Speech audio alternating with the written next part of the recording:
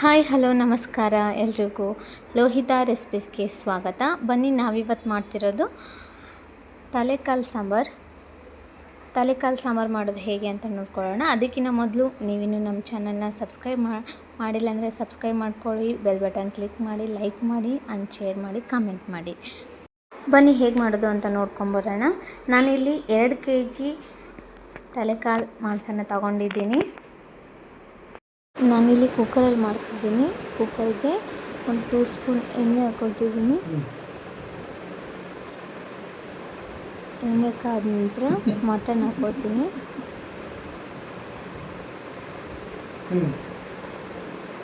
Mutton ಚೆನ್ನಾಗಿ ತೊಳೆದಿಟ್ಕೊಂಡಿದ್ದೆ. ಇವಾಗ ನಾನು ಇದಕ್ಕೆ ಉಪ್ಪು ಹಾಕ್ಕೊಳ್ತಿದ್ದೀನಿ. ನೋಡಿ ಹಾಕ್ಕೊಳ್ಳಿ, ಸ್ವಲ್ಪ ಹಾಕ್ಕೊಳ್ಳಿ. ಮತ್ತು ಮಸಾಲೆ ಎಲ್ಲ ಹಾಕಿದ ಮೇಲೆ ಹಾಕಬೇಕು. 1 ಟೀ ಸ್ಪೂನಷ್ಟು ಅರಿಶಿನ ಪುಡಿ ಹಾಕ್ಕೊಳ್ತಿದ್ದೀನಿ. ಅರಿಶಿನ ಪುಡಿ ಹಾಕ್ಕೊಂಡು ನೀವು ಚೆನ್ನಾಗಿ ಮಿಕ್ಸ್ ಮಾಡ್ಕೊಳ್ಳಿ. 2 ಲೋಟ ನೀರು ಹಾಕ್ಕೊಳ್ತಿದ್ದೀನಿ. ಮುಚ್ಚಿಬಿಟ್ಟು 8 ರಿಂದ 10 ವಿಸಿಲು ಆಗಬೇಕು. ನಾನಿಲ್ಲಿ 8 ವಿಸಿಲನ್ನ ಹೊರಿಸ್ಕೊಳ್ತೀನಿ. ಮಟನ್ ಬೇಯೋಷ್ಟರಲ್ಲಿ ನಾವಿಲ್ಲಿ ಮಸಾಲೆನ ರೆಡಿ ಮಾಡ್ಕೊಳ್ಳೋಣ. ಸಾಂಬಾರಿಗೆ ತೊಗೊಂಡಿದ್ದೀನಿ 2 ಟೇಬಲ್ ಸ್ಪೂನು ಕೊತ್ತಂಬರಿ ಕಾಳು, ಮತ್ತು ಒಂದು 10 ಮೆಣಸು, ಒಂದು 3-4 ತುಂಡು ಚಕ್ಕೆ, 2 ಏಲಕ್ಕಿ, 2 ಏಲಕ್ಕಿ, ಒಂದು 5 ಲವಂಗ ತೊಗೊಂಡಿದ್ದೀನಿ. ಇವಾಗ ಇದನ್ನು ಬಿಸಿ ಪ್ಯಾನ್ ಇಟ್ಕೊಂಡಿದ್ದೆ. ಬಿಸಿ ಆಗಿದೆ. ಇವಾಗ ಈ ಮಸಾಲೆ ಪದಾರ್ಥನೆಲ್ಲ ಜಸ್ಟ್ ಬಿಸಿ ಮಾಡ್ಕೊಳ್ಳೋಣ, ಹಸಿ ವಾಸನೆ ಸ್ವಲ್ಪ ಹೋಗಲಿ.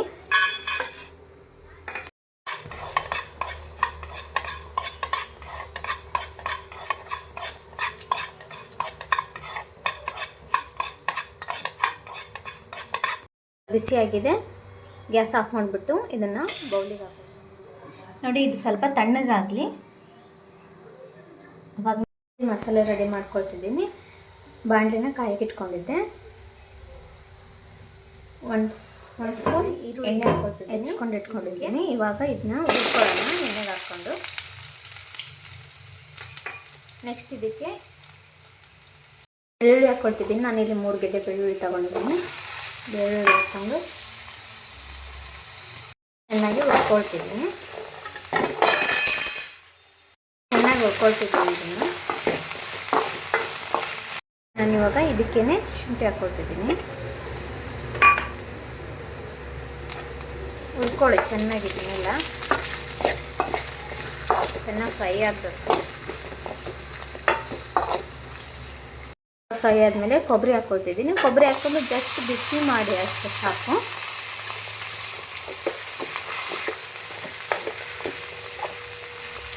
ಒಂದು ಸೆಕೆಂಡ್ ಬಿಸಿ ಮಾಡಿದರೆ ಸಾಕು.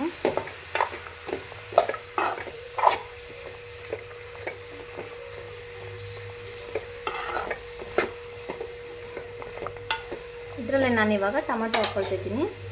ಇದನ್ನ 2 ಬೌಲ್ ಅಷ್ಟು ತೊಗೊಂಡಿದ್ದೆ. ಯಾಕಂದರೆ 2 kg ಮಟನ್ ಇದೆ, ಹಾಗಾಗಿ 2 kg ಮಟನ್ ನಾನು ಮಾಡ್ತಿರೋದು. ಇಲ್ಲಿ ನಾನು 4 ಟೊಮೆಟೊನ ತೊಗೊಂಡಿದ್ದೀನಿ. ಇದಕ್ಕೆ ಹಾಕ್ಕೊಳ್ತಿದ್ದೀನಿ. ಹಾಕ್ಕೊಂಡು ಜಸ್ಟ್ ಮಿಕ್ಸ್ ಮಾಡಿ ಸಾಕು. ಬಿಸಿ ಮಾಡಿಕೊಂಡು ಬೌಲಿಗೆ ಹಾಕ್ಕೊಂಡಿದ್ದೀನಿ. ತಣ್ಣಗಾಗಲಿ. ನೋಡಿ, ಇವಾಗ ತಣ್ಣಗಾಗಿದೆ. ರುಬ್ಕೊಂಬರ್ತೀನಿ ನಾನು ಎಲ್ಲನೂ. ಫಸ್ಟ್ ಇದನ್ನು ರುಬ್ಕೊಳ್ಳೋಣ. ಟೊಮೆಟೊ ಎಲ್ಲ ಹಾಕ್ಬಿಟ್ರೆ ಬೇಗ ಸಣ್ಣಾಗಲ್ಲ ಇದು. ಹಾಗಾಗಿ ಫಸ್ಟು ಡ್ರೈ ಮಸಾಲೆ ಏನಿದೆ ಅದನ್ನ ರುಬ್ಕೊಂಬರ್ತೀನಿ. ನೆಕ್ಸ್ಟ್ ನಾನು ಇದಕ್ಕೆ ಇದೆಲ್ಲ ಏನು ಹುರ್ಕೊಂಡಿದ್ವಲ್ಲ ಅದನ್ನೆಲ್ಲ ಮಿಕ್ಸಿಗೆ ಹಾಕ್ಕೊಂಡು ಮಿಕ್ಸಿ ಮಾಡ್ಕೊಂಬರ್ತೀನಿ. ನೋಡಿ, ಎಲ್ಲನೂ ಮಿಕ್ಸಿ ಹಾಕ್ಕೊಂಡಿದ್ದೀನಿ. ಇವಾಗ ಇದಕ್ಕೆ ಕೊತ್ತಂಬರಿನ ಹಾಕ್ಕೊಳ್ತಿದ್ದೀನಿ.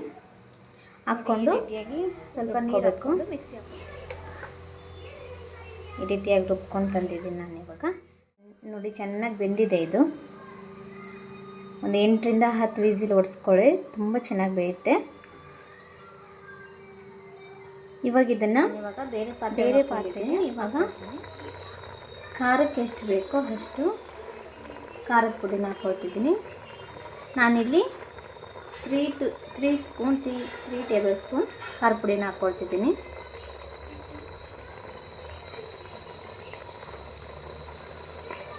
ನಾನಿಲ್ಲಿ 5-6 ಜನಕ್ಕೆ ಸಾಂಬಾರು ಮಾಡ್ತಿರೋದು, ಹಾಗಾಗಿ 3 ಸ್ಪೂನ್ ಹಾಕ್ಕೊಳ್ತೀನಿ. ಮಟನ್ ಮಸಾಲನ ಮನೆಯಲ್ಲೇ ಮಾಡ್ಕೊಂಡಿರೋದಿದ್ದು, ಇದನ್ನು ಒಂದು 4 ಸ್ಪೂನ್ ಹಾಕ್ಕೊಳ್ತಿದ್ದೀನಿ.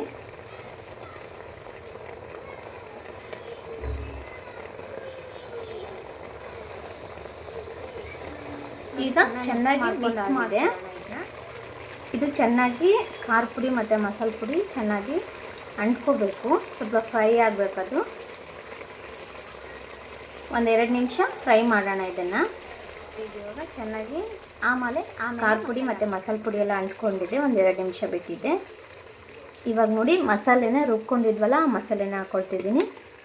ಹಾಕ್ಕೊಂಡು ಅದೇ ಮಿಕ್ಸಿ ಜಾರಿಗೆ ಸ್ವಲ್ಪ ನೀರು ಹಾಕ್ಕೊಳ್ಳಿ. ಅದನ್ನು ಸ್ವಲ್ಪ ಮಿಕ್ಸ್ ಮಾಡ್ಕೊಳ್ಳೋಣ. ಮಿಕ್ಸ್ ಮಾಡಿಕೊಂಡು ನೀರು ಹಾಕ್ಕೋಬೇಡಿ, ಸಾಂಬಾರಿಗೆ ಎಷ್ಟು ಬೇಕಷ್ಟು ನೀರು ಹಾಕ್ಕೋಬೇಡಿ. ಸ್ವಲ್ಪ ಇದು ಫ್ರೈ ಆಗಲಿ, 1-2 ನಿಮಿಷ ಫ್ರೈ ಆಗಲಿದ್ದು, ಆಮೇಲೆ ನಾನು ನೀರು ಹಾಕ್ಕೊಳ್ತೀನಿ. ಆಗಿದೆ, ಇವಾಗ ನಾನು ನೀರು ಹಾಕ್ಕೊಳ್ತಿದ್ದೀನಿ.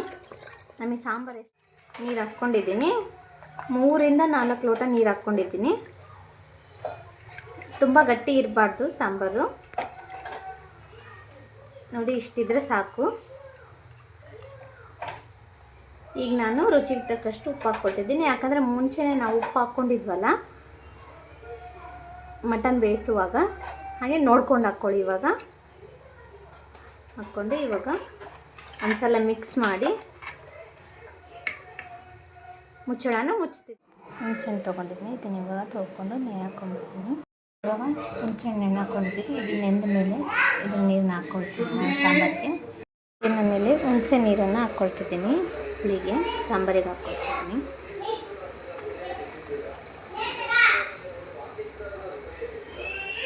ಹಾಕ್ಕೊಂಡು ಮಿಕ್ಸ್ ಮಾಡಿ. ಇವಾಗ 10 ನಿಮಿಷ ಆಗಿದೆ, ಇವಾಗ ತೆಗಿಯೋಣ ಮುಚ್ಚಳ. ನೋಡಿ ಚೆನ್ನಾಗಿ ಬೆಂದಿದೆ ಇದು, ಪೀಸ್ಗೆಲ್ಲ ಚೆನ್ನಾಗಿ ಮಸಾಲೆ ಅಂಟ್ಕೊಂಡಿದೆ.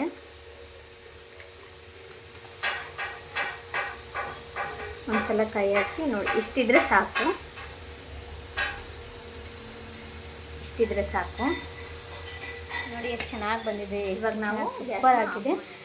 ನಾನು ಇದನ್ನು ರಾಗಿ ಮುದ್ದೆ ಜೊತೆ ಸರ್ವ್ ಮಾಡ್ತಿದ್ದೀನಿ. ತುಂಬ ಚೆನ್ನಾಗಿರುತ್ತೆ, ತುಂಬ ಟೇಸ್ಟಿಯಾಗಿರುತ್ತೆ. ನಾನು ಹೇಳ್ಕೊಟ್ಟಿರೋ ಮೆಥಡಲ್ಲಿ ನೀವು ಮಾಡಿದರೆ ಸಖತ್ತಾಗಿರುತ್ತೆ. ಯಾರ್ಯಾರಿಗೆ ತಲೆಕಾಲು ಸಾಂಬಾರು ಮಾಡೋಕ್ಕೆ ಬರಲ್ಲ, ಈ ವಿಡಿಯೋನ ನೋಡಿ ಮಾಡ್ಕೊಳ್ಳಿ, ತುಂಬ ಚೆನ್ನಾಗಾಗುತ್ತೆ. ಫುಲ್ಲು ವಿಡಿಯೋನ ನೋಡಿ, ಸೂಪರಾಗಿರುತ್ತೆ. ಮಾಡಿ ನೋಡಿ, ದಯವಿಟ್ಟು ಹೇಗಿದೆ ಅಂತ ಕಮೆಂಟ್ ಮಾಡಿ ತಿಳಿಸಿ. ಈ ವಿಡಿಯೋ ನೋಡಿದ್ದಕ್ಕಾಗಿ ಥ್ಯಾಂಕ್ ಯು. ಹೀಗೆ ಸಪೋರ್ಟ್ ಮಾಡಿ ನನಗೆ. ಮುಂದಿನ ವಿಡಿಯೋದಲ್ಲಿ ಸಿಗೋಣ. ಬಾಯ್. ಕುಕ್ ಮಾಡೋದು